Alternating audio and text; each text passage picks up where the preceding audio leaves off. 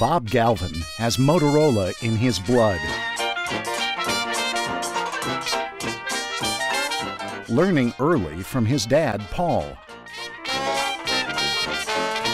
At 16, he was working on the plant floor. We were all very much of a factory family. Growing up with Motorola, he became part of the creative fabric that from the early 30s gave Americans sound in their homes and cars. For radio, straightforward radio, car radio, home radio. Motorola provided critical mobile communications for police. In World War II, it was radio for GIs with the handy-talkie. Post-war, the company joined the new visual revolution. Next sophisticated thing was television. The Norwich Pharmaco Company, famous for fine drug products, makers of hospital-tested Pepto-Bismol, presents... Motorola always was ahead of the technological curve. And the driving force was always Bob Galvin. Bob Galvin was a real hero for American communications. He probably single-handedly drove the U.S. into the cellular telephone business and helped create a very competitive, very innovative spirit in cellular communications. It was not just his vision with regard to the technology, the marketplace. The fact is, when you worked for Bob Galvin, you never had to worry about how ethical or how moral something was. If it was right, you did it. If it was wrong, you didn't even consider it. With that philosophy as the bedrock of Motorola, Galvin transformed American communications. It's one small step for man, one giant leap for mankind. There are two things that Motorola did under Bob Galvin that were crucial to the development of the industry that we know today. A few of us had a yen for the concept of a cellular telephone. What Motorola did was created a parallel system of mobile pre-cellular telephones in competition with AT&T. So when, in the 1970s, the FCC starts to consider whether to grant licenses and radio spectrum for cellular telephone, Motorola puts in a competing proposal to AT&T's, and it's not until 1981 that the FCC decides that there will be 2 licensees in every market, and this was unheard of.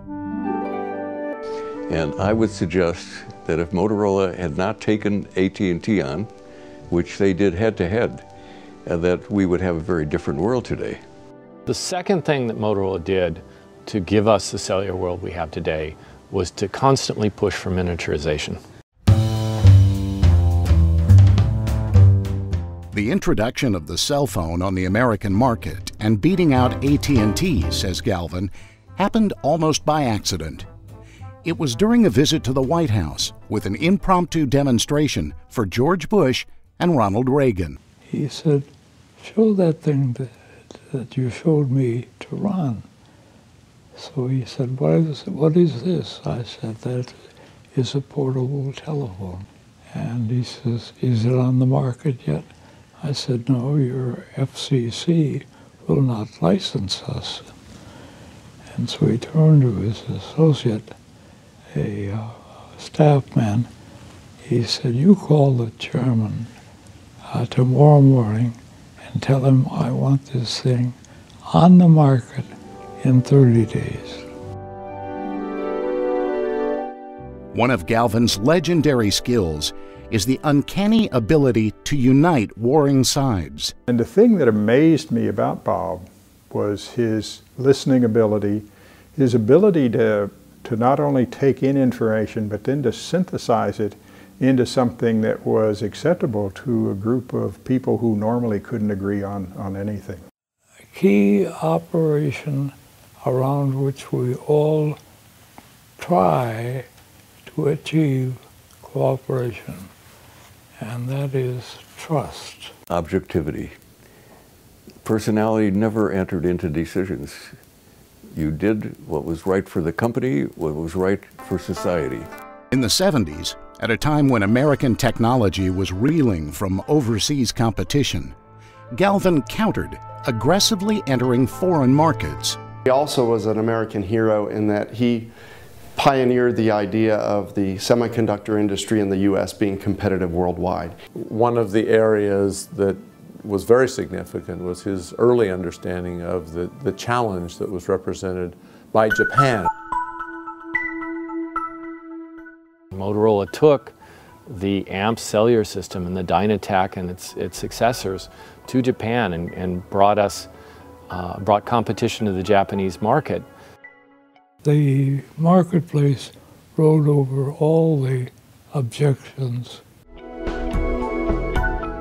Not only in Japan, but China as well, proving there he was a powerful negotiator. He posed 3 questions to the Chinese government. First, would you like to have in China the #1 wireless telecommunications company in the world?